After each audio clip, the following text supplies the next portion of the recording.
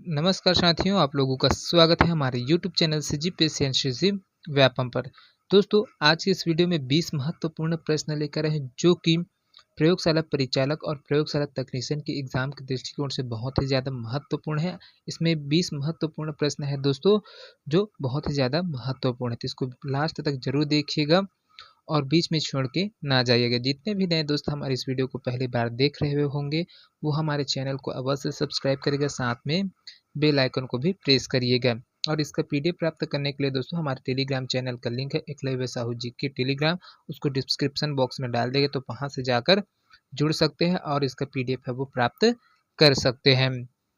और जो हमारे पुराने सदस्य हैं दोस्तों, उन लोगों से रिक्वेस्ट है कि इस वीडियो को ज़्यादा से ज़्यादा लोगों तक है वो शेयर करिए ताकि सभी लोग इसका फ़ायदा है वो उठा सके। आपके जितने भी दोस्त यार होंगे जो प्रयोगशाला तकनीशियन का तैयारी कर रहे होंगे उनके में इस वीडियो को अवश्य शेयर करिएगा। तो चलिए पहला प्रश्न की ओर है वो बढ़ते हैं।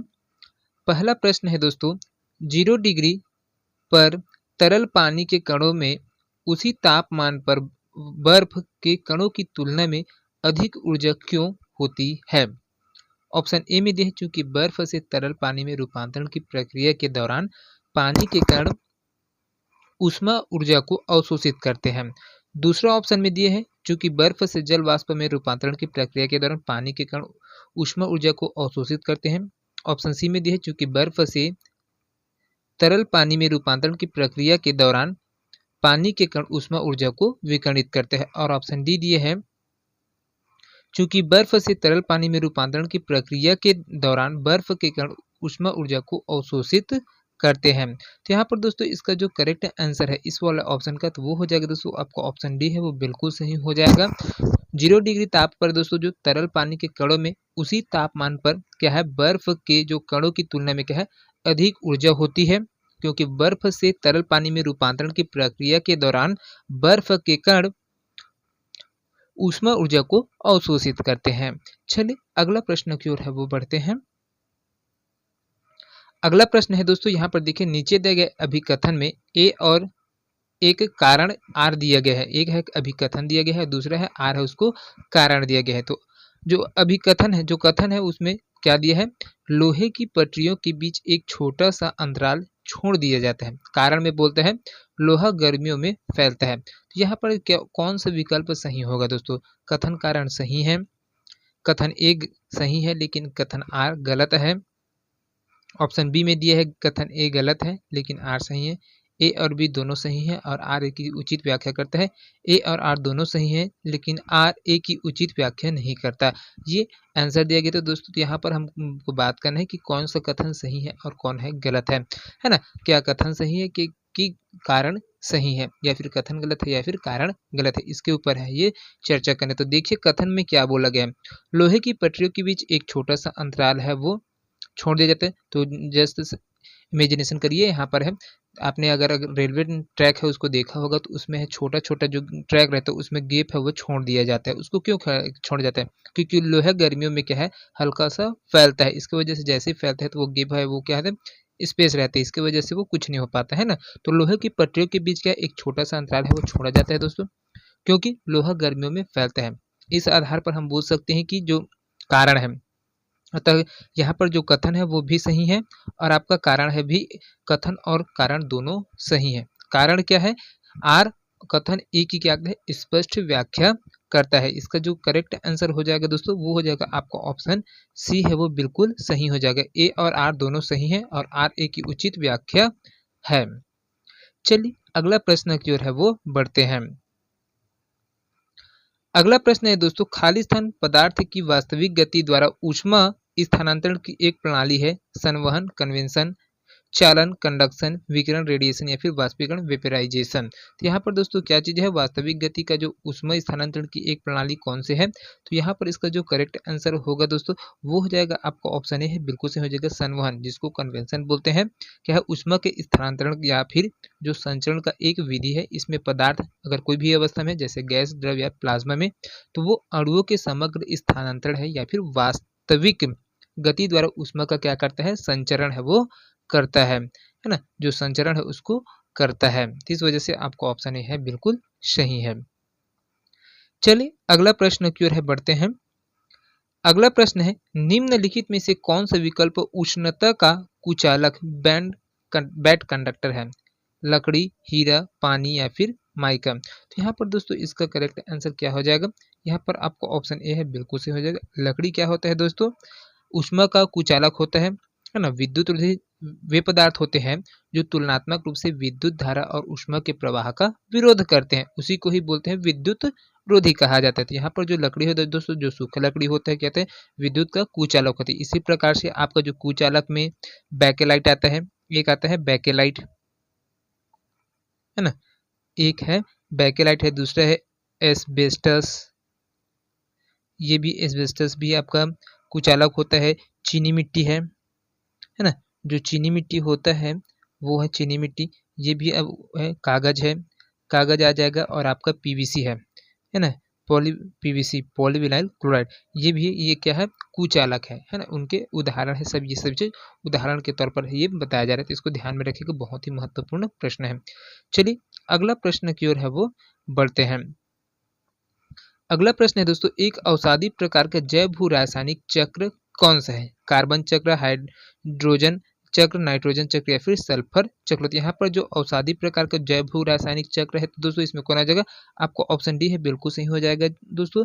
यहाँ पर जो सल्फर चक्र है ना, ये चक्र है वो क्या होता है? भू रासायनिक चक्र होते हैं। बाकी कार्बन चक्र, हाइड्रोजन चक्र और नाइट्रोजन चक्र ये गैसीय चक्र होते हैं, है ना। सल्फर चक्र जैव भू रासायनिक चक्र का एक तलछटी या फिर अवसादी प्रकार होता है दोस्तों, जो जैव भू रासायनिक चक्र को पर्यावरण से पृथ्वी और वापस पर्यावरण में आवश्यक रासायनिक तत्व के संचालन के रूप में परिभाषित करता है ना। तो इस वजह से है वो आपका ये जो सल्फर है वो आ जाएगा यहाँ पर।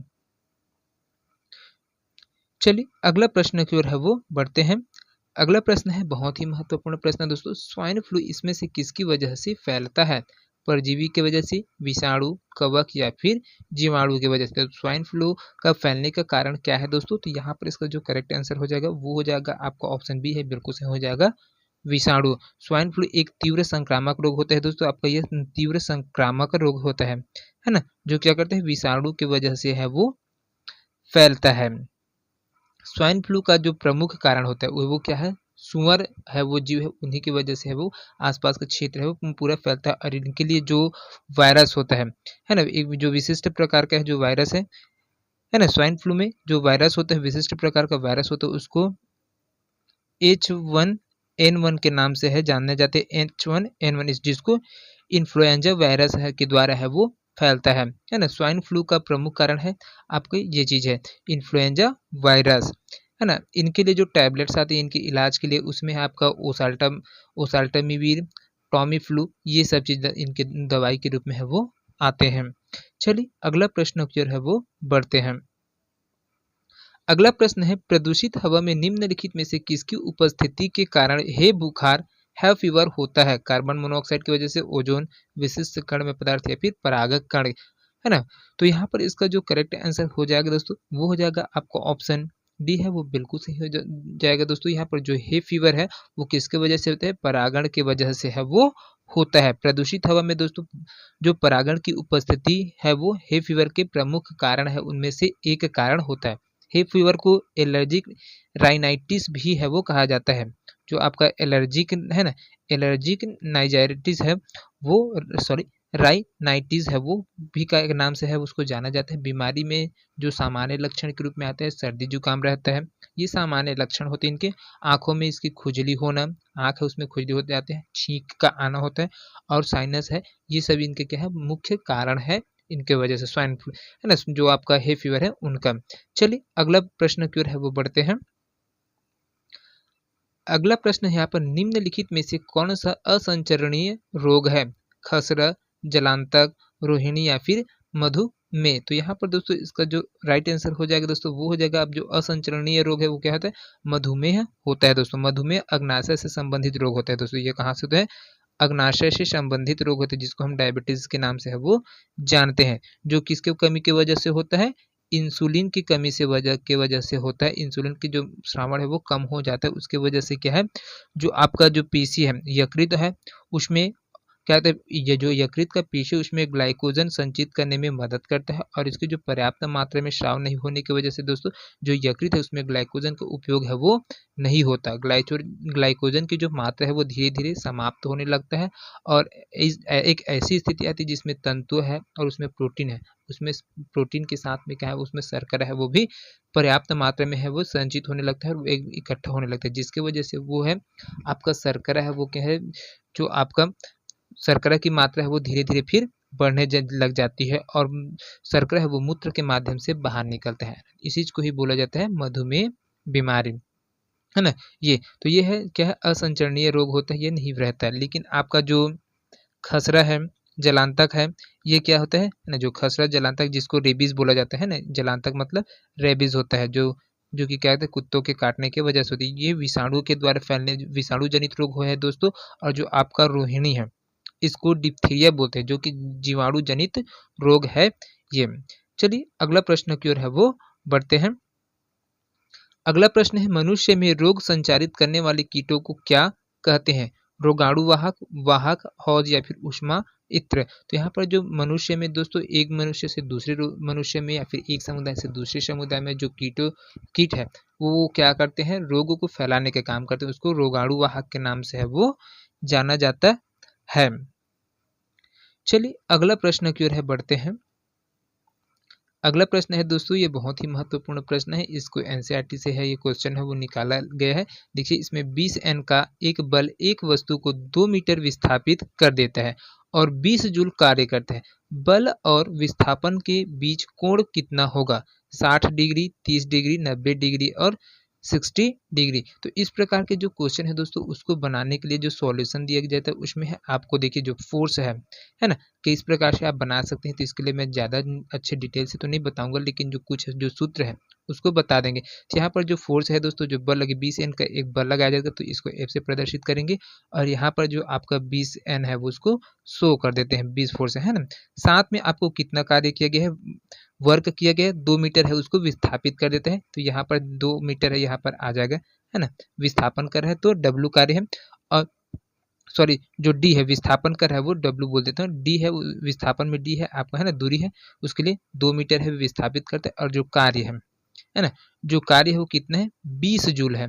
तो 20 जूल है तो इसको आप है सिंपली जो कार्य होते हैं तो डब्लू का जो सूत्र है कार्य शक्ति उसका सूत्र क्या होता है, डब्लू बराबर F into D cos theta है। इसमें जैसे ही आप मान रखेंगे इसका आंसर है वो डायरेक्ट आ जाएगा।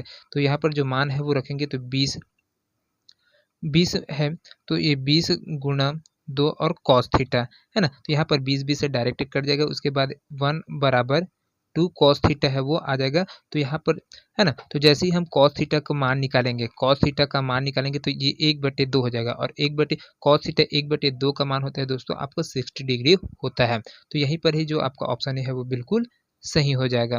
कॉस थीटा है तो कॉस 60 डिग्री में है वो चेंज हो जाता है ना, कॉस 60 डिग्री में चेंज हो गया। यहाँ पर 1/2 है तो इस प्रकार से यहाँ पर जो थीटा का मान जो निकलेगा, है ना, जो थीटा का मान निकलेगा वो 60 डिग्री में है वो आ जाएगा। चलिए अगला क्वेश्चन की ओर है वो बढ़ते हैं। अगला प्रश्न है दोस्तों, यहाँ पर देखिए 50 केजी द्रव्यमान का एक लड़का 45 सीढ़ियां 10 सेकंड में चढ़ता है। यदि प्रत्येक सीढ़ी की ऊंचाई 16 सेंटीमीटर है तो उसकी शक्ति ज्ञात कीजिए। मान लीजिए जी बराबर कितना है, 10 मीटर माइनस 2 सेकेंड है ना। तो इसको क्या होगा, इसका आंसर क्या होगा? तो यहाँ पर देखिए दोस्तों जो इसका जो करेक्ट आंसर हो जाएगा वो हो जाएगा आपको ऑप्शन सी है, बिल्कुल सही हो जाएगा 360 डब्ल्यू 360 डब्ल्यू है वर्क है वो हो जाएगा। क्या है 45 यूनिट, क्योंकि जो कुल लंबाई है दोस्तों वो 45 गुना है वो 16 करेंगे तो यहाँ पर आ जाएगा। तो इनका जो मान है वो 720 मीटर है वो, है ना, 20 सेंटीमीटर है वो 720 सेंटीमीटर है वो आ जाएगा। इसको अगर मीटर में चेंज करेंगे तो 7.2 मीटर में है वो चेंज हो जाता है। इस चीज को हम है क्या करेंगे, अगर मान रखेंगे तो डब्ल्यू का जो मान होता है दोस्तों वो क्या होता है, एम जी एच है। डब्ल्यू का जो कार्य है उसका मान क्या है, एम जी एच है। तो जी का मान है यहाँ पर 10 दिया गया है और एम का मान है हमने निकाल लिया है ना। तो इसमें उसको जस्ट मान है रख देंगे तो शक्ति बराबर क्या होता है दोस्तों, कार्य बटे समय होता है ना। इसके पहले तो शक्ति का सूत्र भी लगाएंगे तो उसके बाद है वो आ जाएगा। तो यहाँ पर देखिए जो आपका 50 किलो का द्रव्यमान है उसको अब हम है फॉर्मूला के आधार पर है वो रख देंगे। तो डब्ल्यू बराबर क्या है, mgh है, तो इसमें आप है वो रखेंगे, जैसे ही मान है उसको रखेंगे तो आ जाएगा। तो W है देखिए, तो बराबर कर लेते हैं, यहाँ पर 50 है, आपका 50 kg द्रव्यमान है, ये मास है। उसके बाद आपका G है वो कितना है, गुणा 10 है, गुणा h है, ऊंचाई कितना है यहाँ पर, है ना। तो ऊंचाई है उनका मान रखेंगे 7.2 मीटर है। तो जैसे इसको रखेंगे तो ये इसको सॉल्व करने पर यह 36 जो 36 जूल है वो कार्य है वो हो जाता है यहाँ पर। जैसे अब उसके बाद शक्ति के में इसका मान है वो रखेंगे दोस्तों, तो क्या होता है, इसका मान कार्य बटे समय होता है ना। जो कार्य है वो समय है, W बटे T है। तो इसमें जैसे ही मान रखेंगे तो 3600 हो जाएगा, है ना। 3600 बटे आपका 10, तो बराबर है कितना हो जाएगा, 360 W है वो आ जाएगा। तो इस प्रकार से इसको सॉल्व कर सकते हैं। ये क्वेश्चन है दोस्तों रिपीट होते रहते हैं, ऐसे प्रकार के क्वेश्चन है वो पूछे जाते हैं, है ना। इसको अच्छे से नहीं समझा पाया, लेकिन मेरे, है ना, आपको समझ आ ही गया होगा, जैसे भी थोड़ा बहुत है वो समझा दिया, है ना। चलिए अगला है, निम्न में से कौन सी भौतिक मात्रा दिए गए कार्य की गति को मापता है, बल, वेग, ऊर्जा या फिर शक्ति, है ना। तो यहाँ पर इसका जो करेक्ट आंसर है दोस्तों वो क्या हो जाएगा, तो आपका ऑप्शन डी है दोस्तों, वो बिल्कुल सही हो जाएगा।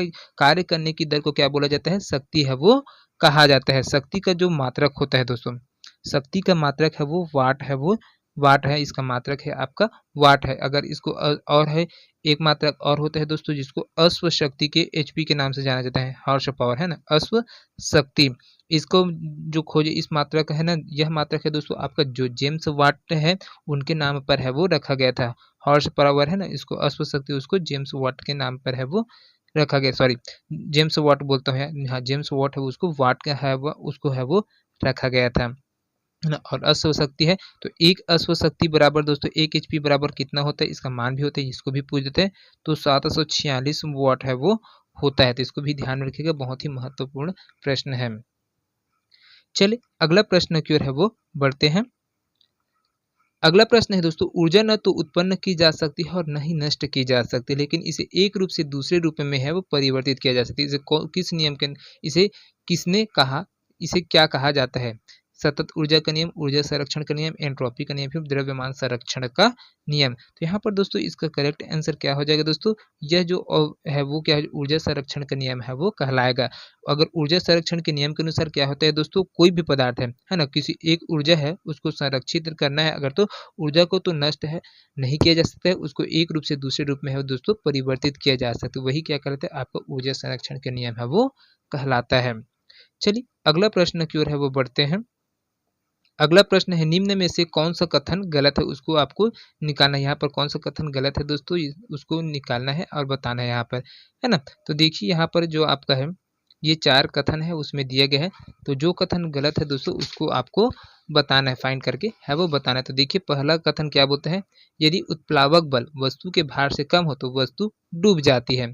दूसरा बोलता है, यदि उत्प्लावक बल वस्तु के भार से अधिक हो तो वस्तु तैरती है। तीसरा में है, यदि उत्प्लावक बल वस्तु के भार से कम हो तो वस्तु तैरती है। और डी में दिया है, यदि उत्प्लावक बल वस्तु के भार के बराबर हो तो वस्तु तरल के अंदर तैरती है। तो यहाँ पर जो कौन सा कथन है दोस्तों वो गलत है, तो इसके जो करेक्ट आंसर हो जाएगा दोस्तों वो हो जाएगा आपका, है ना, प्रश्न 14 नंबर का प्रश्न है यहाँ पर है। तो इसमें का जो करेक्ट आंसर आएगा दोस्तों वो हो जाएगा, जो गलत स्टेटमेंट है वो आ जाएगा, यदि उत्प्लावक बल वस्तु के भार से कम हो तो वस्तु तैरती है। ये वाला स्टेटमेंट है बिल्कुल गलत है दोस्तों, क्योंकि यदि उत्प्लावक बल वस्तु के भार से कम हो तो दोस्तों वस्तु तैरती है, ये वाला जो कथन है आपका बिल्कुल गलत है। मान लीजिए अगर कोई चीज़ है तो किसी तरल पदार्थ में है, जैसे द्रव या फिर गैसीय अवस्था में, उसमें आंशिक या पूर्ण रूप से किसी भी डूबी हुई वस्तु पर ऊपर की ओर अगर लगने वाला बल उत्प्लावन बल कहलाता है दोस्तों। ऊपर की ओर अगर लगेगा है ना तो वो क्या कहलाएगा, उत्प्लावन बल है वो कहलाता है। उत्प्लावन बल है दोस्तों आपका, जैसे नदियों में चलने वाले नाव हैं, जलयान हैं, उनके लिए है ये जिम्मेदार होते हैं, है ना। चलिए अगला प्रश्न की ओर है वो बढ़ते हैं। अगला प्रश्न है दोस्तों यहाँ पर, किसी लगाए गए बल के लिए यदि क्षेत्रफल कम है तो दाब क्या होगा, बदलता होगा, कम होगा, अधिक होगा या फिर स्थिर रहेगा। तो यहाँ पर इसका जो करेक्ट आंसर है दोस्तों वो हो जाएगा आपका ऑप्शन सी है, वो बिल्कुल से हो जाएगा। किसी सतह के इकाई क्षेत्रफल पर अगर लगने वाला अभिलंब बल है उसको क्या बोलते हैं दोस्तों, दाब है वो कहा जाता है ना। तो क्षेत्रफल जितना अधिक होगा दाब उतना ही क्या होगा दोस्तों, कम होगा। क्षेत्रफल अधिक होगा दोस्तों, मान लो क्षेत्रफल यहाँ पर लंबा है, चौड़ा है, अधिक है, तो इसमें जो दाब है वो कम लगेगा। लेकिन अगर क्षेत्रफल छोटा है तो उसमें प्रेशर है क्या होगा, ज्यादा है वो लगेगा। तो दाब की इकाई को दोस्तों आपको न्यूटन प्रति वर्ग मीटर के नाम से है वो जाना जाता है, इसको पास्कल के रूप में भी है वो जाना जाता है। चलिए अगला प्रश्न की ओर है वो बढ़ते हैं। अगला प्रश्न है दोस्तों यहाँ पर उत्प्लावन। बॉयंसी का केंद्र है हमेशा कहाँ होता है, गुरुत्व केंद्र के संपाती होते हैं, विस्थापित द्रव्य के आयतन के केंद्र में संपाती होता है, गुरुत्व केंद्र के ऊपर स्थित होता है या फिर गुरुत्व केंद्र के नीचे स्थित होता है। तो यहाँ पर जो उत्प्लावन का केंद्र है दोस्तों हमेशा किस प्रकार होता है, तो यहाँ पर दोस्तों उत्प्लावन केंद्र है ना, वो क्या होता है, विस्थापित द्रव्य के आयतन के केंद्र की संपाती है वो होता है। उत्प्लावन केंद्र हमेशा कहते हैं विस्थापित द्रव्य के आयतन के केंद्र के दोस्तों अपना संपाती होता है ना। यदि उत्प्लावन बल और वस्तु द्वारा हटाए गए द्रव्य का भार बराबर हो तो उत्प्लावन केंद्र तथा विस्थापित द्रव्य के केंद्र एक दूसरे के संपाती होंगे, है ना। ये अलग अलग स्टेटमेंट है, इसको ध्यान में रखिएगा। लेकिन आपका जो ऑप्शन बी है वो बिल्कुल यहाँ पर सही है ना। जिस द्रव्य का घनत्व ज्यादा होता है वह किसी वस्तु पर ज्यादा उत्प्लावन बल है वो लगाता है। तो ये नोट है करके रख लीजिए, ये वाला लाइन है आप नोट करके, जिस द्रव्य का घनत्व ज्यादा होता होगा वह किसी वस्तु पर क्या है ज्यादा उत्प्लावन बल है वो लगाएगा, है ना। तो इसको रखिएगा। चलिए अगला प्रश्न की ओर है वो बढ़ते हैं। बहुत ही महत्वपूर्ण प्रश्न है दोस्तों।